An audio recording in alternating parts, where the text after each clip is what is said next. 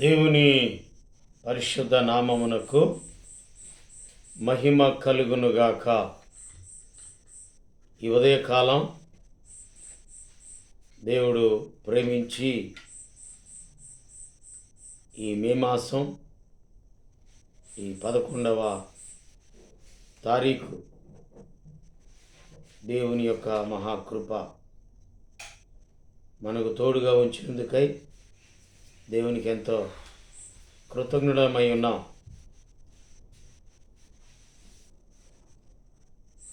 రోమీయులకు రాసిన పత్రిక 12వ అధ్యాయము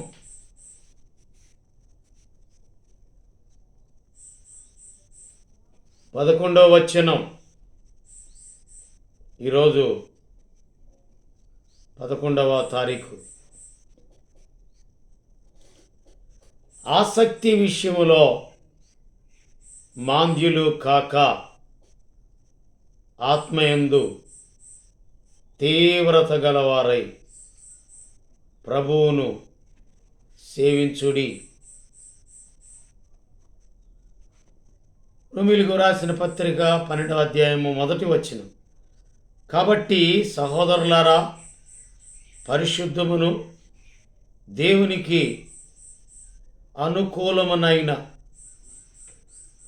సజీవయాగంగా మీ శరీరములను ఆయనకు సమర్పించుకొనుడని దేవుని వాత్సల్యమును బట్టి మిమ్మును బతిమాలుకొనుచున్నాను. ఇట్టి సేవ మీకు యుక్తమైనది. మీరు ఈ లోక మర్యాదను అనుసరింపక ఉత్తమమును అనుకూలమును సంపూర్ణమై ఉన్న దేవుని చిత్తమేదో పరీక్షించి తెలుసుకొనున్నట్లు మీ మనస్సు మారి నూతన మగుట వలన రూపాంతరము పొందుడి. ప్రేమా సంపన్నుడవైన ప్రియమైన పరలోకమందున్న తండ్రి, ఈ ఉదయకాలం ఈ వాక్య భాగం అనేకులకు నాయన ఆసక్తిగా ఈ వాక్యాన్ని చూచేవారిగా, వినేవారిగా, అంగీకరించేవారిగా, ఆత్మయందు కపటము లేనివారుగా, ఆత్మయందు తీవ్రత ప్రభువును సేవించే బిడ్డలు ధన్యులు. ఈ సమయంలో ఈ వాక్యములోని ప్రశస్తమైన మెరుగైన ఉన్నతమైన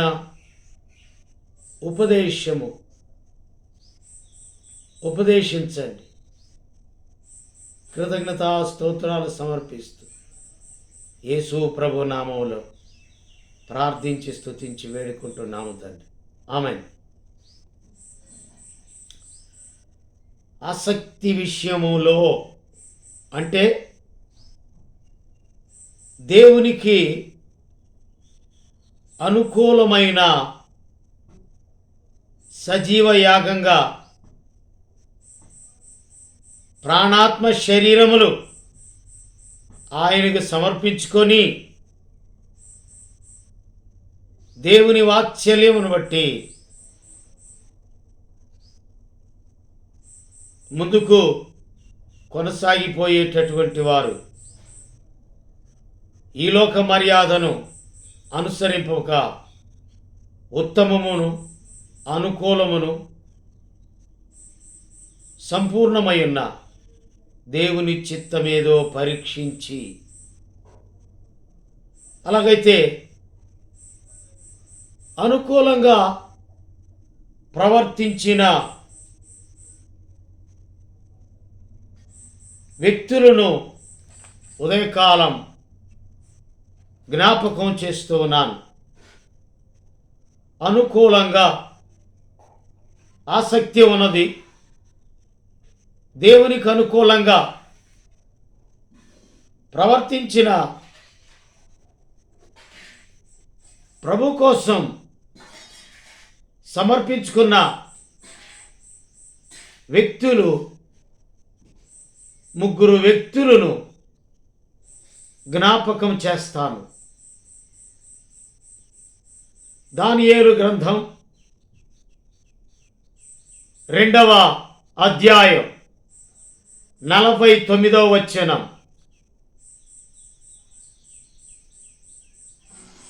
రాజు షద్రకు మేషకు అబేద్నెగోను వారిని బబులోను సంస్థానం మీద విచారణకర్తలనుగా నియమించెను.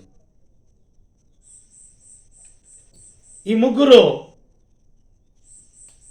విచారణకర్తలు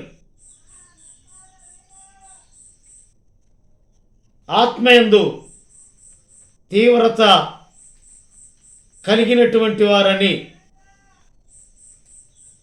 ఎక్కడ మనకు అర్థమవుతుందంటే 3వ అధ్యాయం 1వ వచనం.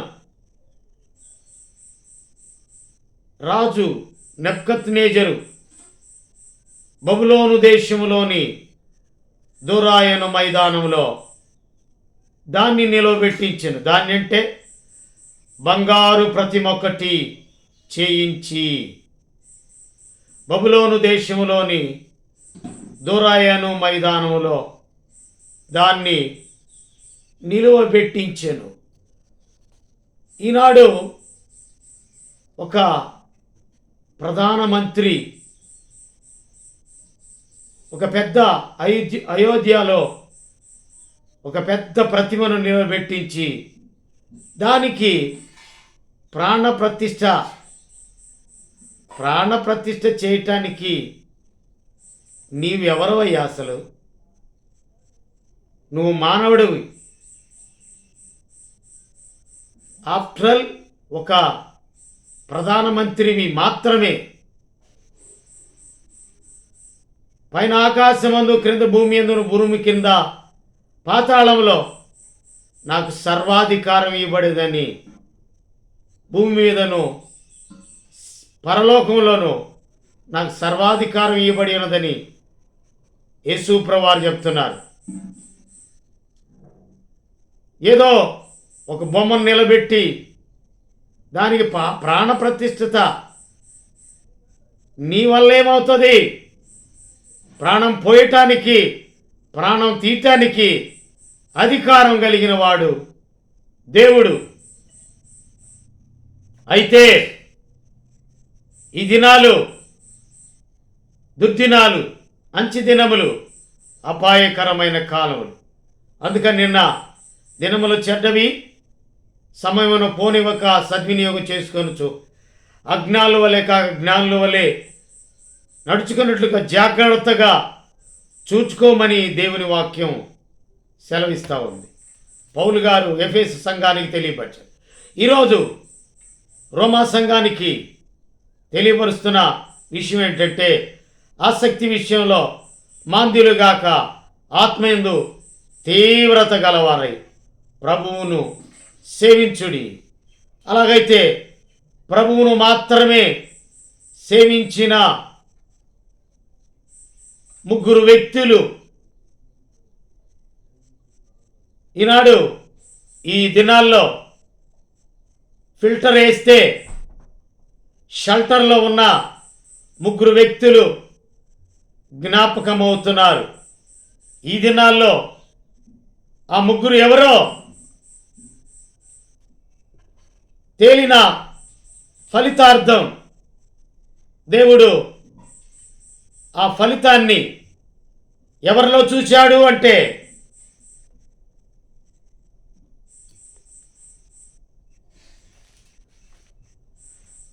షడ్రకు, మేషకు, అబేద్నెగోలు వారి మీద సాడీలు చెప్పారు కొంతమంది. సాగిలపడి నమస్కరింపని వాడెవడో అంటే 1వ వచనం, బబులోను దేశంలో దూరాయన మైదానంలో దాన్ని నిలవబెట్టించెను. అది 60 మూరల ఎత్తును 6 మూరల వెడల్పునై ఉండెను. 60 మూరలు 606 కనుక 666 666 ఇది మానవుని సంఖ్య. మనుషుడు ఏదో బొమ్మ చేసి దానికి ప్రాణప్రతిష్ఠని చేయటానికి నెబుకద్నెజరు ఎవరు, లేక ప్రధానమంత్రి ఎవరు? ఈ ఉదయకాలం మండుచున్న అగ్నిగుండంలో వేయబట్టానికి సిద్ధంగా ఉన్న 12వ వచనం, రాజా తాము షడ్రకు మేషకు అబేద్నెగోను ముగ్గురు యూదులను బబులోను దేశంలోని రాజకార్యములను విచారించుటకు నియమించితిరి. ఆ మనుష్యులు తమరి ఆజ్ఞను లక్ష్య పెట్టలేదు, తమరి దేవతలను పూజించుటలేదు, తమరు నిలవబెట్టించిన బంగారు ప్రతిమకు నమస్కరించుటయే లేదు అని. అందుకు నెబుకద్నెజరు అత్యాగ్రహమును రౌద్రమును గలవాడై షడ్రకును మేషకును అబేద్నెగోను పట్టుకొని రెండని ఆజ్ఞేయగా వారు ఆ మనుషులను పట్టుకొని రాజు సన్నిధి తీసుకొని వచ్చింది. అంతటా నెబుకద్నెజరు వారి తిట్లను, షడ్రకు మేషాకు అబేద్నెగో, మీరు నా దేవతను పూజించుట లేదనియు నేను నిలువబెట్టించిన బంగారు ప్రతిమకు నమస్కరించుట లేదనియు నాకు వినబడినది. అది నిజమా? బాకాను, పిల్లను గ్రోవిని, పెద్ద వీణను, వీణను, సింఫోనియాను, విపంచక సకల విధములగు వాద్య ధ్వనులను మీరు విను సమయంలో సాగిలపడి నేను చేయించిన ప్రతిమకు నమస్కరించుటకు సిద్ధంగా ఉండిన ఎడల సరే, మీరు నమస్కరింపని ఎడల తత్తక్షణమే మండుచున్న వేడిమి గల అగ్నిగుండములో మీరు వేయబడుదురు. నా చేతిలో నుండి మిమ్మును విడిపింపగల దేవుడెక్కడనున్నాడు? ఇది క్వశ్చన్, ఇది ప్రశ్న. షడ్రకు మేషకు అబేద్నెగో వారిని మెల్లని స్వరంతోనే మాట్లాడిన నెబుకద్నెజరు, కానీ నా చేతిలో నుండి మిమ్మల్ని విడిపింపగల దేవుడెక్కడనున్నాడు? ఈ మాటకే షడ్రకును మేషకును అబేద్నెగో రాజుతో ఇలాగూ చెప్పిరి, నెబుకద్నెజరు, ఇందును గూర్చి నీకు ప్రత్యుత్తరం ఇవ్వాలనన్న చింత మాకు లేదు. మేము సేవించుచున్న దేవుడు మండుచున్న వేడిమి గల ఈ అగ్నిగుండములో నుండి మమ్మును తప్పించి రక్షించుటకు సమర్థుడు. అది దీన్నే ఆత్మ తీవ్రత అంటారు. ఆత్మయందు తీవ్రత గలవారై ప్రభువును మాత్రమే ప్రతిష్ఠించుకున్న ప్రియులు షడ్రక్ మేషక్ అబేద్నెగో అను ముగ్గురు బబులోనులో రాజకార్యములు విచారించుటకు నియమింపబడిన ముగ్గురు వ్యక్తులు. ముగ్గురులో దేవుని ఆత్మ తీవ్రత ఒక్కటే, ఒకే మాట, ఒకే బాట, ఒకే చోట. ఒకటే మాట, ఒకటే బాట, ఒకటే చోట. ఆ శక్తి విషయంలో దేవునికి అనుకూలము, ఉత్తమము, అనుకూలమును సంపూర్ణమై ఉన్న దేవుని చిత్తాన్ని పరీక్షించే ఫాలోయర్స్ పరీక్షించి ఆయన వెంబడించిన షడ్రక్, మేషక్, అబేద్నెగోలు, నీవు తప్ప నాకు ఈ లోకంలో ఎవరున్నారయ్యా, నీకు తప్ప నాలో ఎవరికి చోటే లేదయ్యా, దావీదు కుమారుడా నన్ను దాటిపోకయ్యా, నజరేతువాడా నన్ను విడచిపోకయ్యా, దావీదు కుమారుడా నన్ను దాటిపోకయ్యా, నజరేతువాడా నన్ను విడచిపోకయ్యా, నీవు తప్ప నాకు ఈ లోకంలో ఎవరున్నారయ్యా, నీకు తప్ప నాలో ఎవరికి చోటే లేదయ్యా. అది నీవు తప్ప నాకెవరున్నారు ఈ లోకంలో, నీకు తప్ప ఎవరికి నాలో చోటు లేదు. షడ్రక్, మేషక్, అబేద్నెగో ఇందును గురించి 50 మందికి తెలియజేయడమేమనగా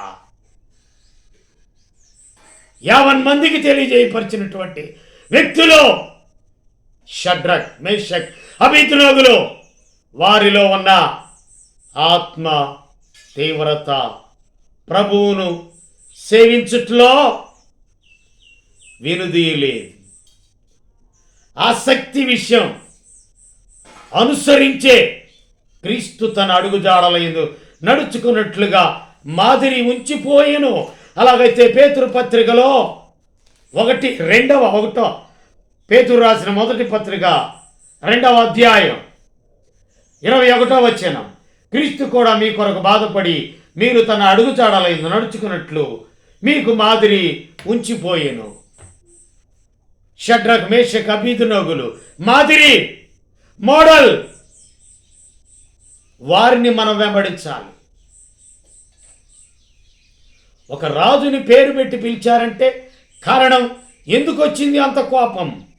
నా చేతిలో నుండి విడిపింపగల దేవుడు ఎక్కడ ఉన్నాడు అని అహంభావంతో మాట్లాడితే, దేవుణ్ణి అనుసరించి మాట్లాడిన నెబ్కద్నెజరు ఇందును గూర్చి నీకు ప్రత్యుత్తరం ఇవ్వలన చింత మాకు లేదు, మా దేవుడు సమర్థుడు, పైన ఆకాశము క్రింద భూమి మీదను, పరలోకములోను భూమి మీదను నాకు సర్వాధికారం ఇవ్వబడినది అని మార్కు సువార్త ఆఖరి అధ్యాయంలో మాట్లాడుతున్నాడు.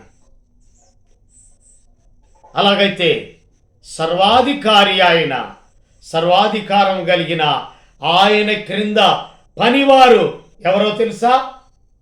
షడ్రక్, మేషక్, అబేద్నెగోలు.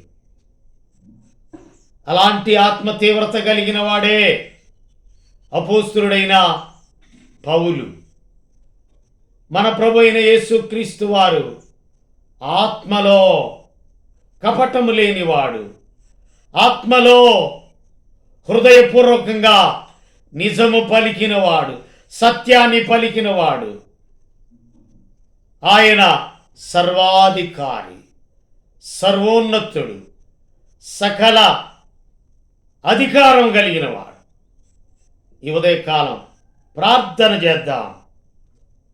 ప్రేమ కలిగిన ప్రియుడైన పరలోకము తండ్రి, ఆసక్తి విషయంలో మాంద్యులుగాక, అంటే మందమతులు ఈనాడు చాలామంది మార్గాన్ని విడిచి మూర్ఖులై బిలాము తప్పుత్రోవలో నడిచినట్లుగా, బాలాకు రాజు చెప్తే విని శపించడానికి పూనుకున్న బిలాము లాంటి దౌర్భాగ్యులు ఈనాడు సేవకులు ఉన్నారు. బిలాము సేవకులు, బిలామును అనుసరించిన వారు, దురాత్మ పట్టిన వారు. కానీ దేవుని ఆత్మ కలిగిన షడ్రక్, మేషక్, అబేద్నెగోలు ఆత్మలో తీవ్రత కలివారాయి ప్రభువును సేవించట్లో వెనుదిరగని ముగ్గురు వ్యక్తులు, వారు అగ్నిలో వేయబడ్డారు, కాల్చబడలేదు. కానీ షడ్రకు, మేషక్కు, అబేద్నెగోను జీవము గల దేవుని సేవకులారా బయటికి రమ్మన్నప్పుడు బయటికి వచ్చారు. వీరి దేవుడు పూజార్హుడు, వీరి దేవుడు పూజార్హుడు, ఈ దేవుని తప్ప ఎవరినైనా పూజిస్తే వాడి ఇల్లు పెంట కుప్పగా విడవబడునని షడ్రక్ మేషక్ అబేద్నెగోలు భరోసా ఇచ్చారు, బలము చాటి చెప్పారు. షడ్రక్ మేషక్ అబేద్నెగోల దేవుడు పూజార్హుడని నెబుకద్నెజరు నోట మాట పలికా. వందనాలు చెల్లిస్తూ ఈ ఉదయకాలం సర్వాధికారి, సర్వోన్నతుడు, సకల అధికారం కలిగిన వాడు, ఆయన తప్ప ఇంకెవడు భూమి మీద మహిమపరచబడటానికి లేదు. ఒకవేళ నా చెయ్యి, నా కాలు, నా కోపం దేవునికి విరోధమైన ఏ ఆయుధము వర్ధిల్లదో. వర్ధిల్లాలంటే షడ్రక్ మేషక్ అబేద్నెగోలు అనుసరించిన అనుకూలము, దేవుని చిత్తము, సంపూర్ణమైన దేవుని చిత్తానికి లోబడి ఉద్దేశాన్ని దేవునికి అప్పగించుకున్నారు, లోకానికి శాసించారు. కనుక ఆ ముగ్గురు దేవుడు పూజార్హుడని చెప్పబడ్డారు.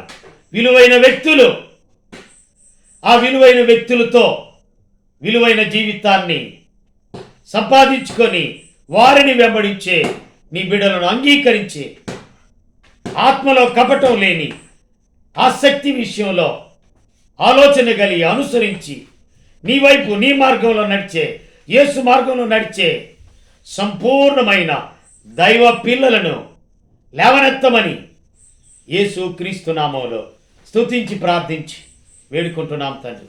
ఆమెన్. మన తండ్రి అయిన దేవుని ప్రేమ, కుమారుడైన యేసు క్రీస్తు కృప, పరిశుద్ధాత్మ నిత్యాన్ని ఉన్న సహవాసం అల్లప్పుడు సదాకాలం తోడై నడిపించునుగా. ఆమెన్. God bless you. వాక్యం నచ్చినట్లయితే లైక్ చేయండి, నలుగురికి షేర్ చేయండి. అప్పుడు మీరును మీ కుటుంబములు బహుగా దీవించబడుదురుగా. ఆమెన్.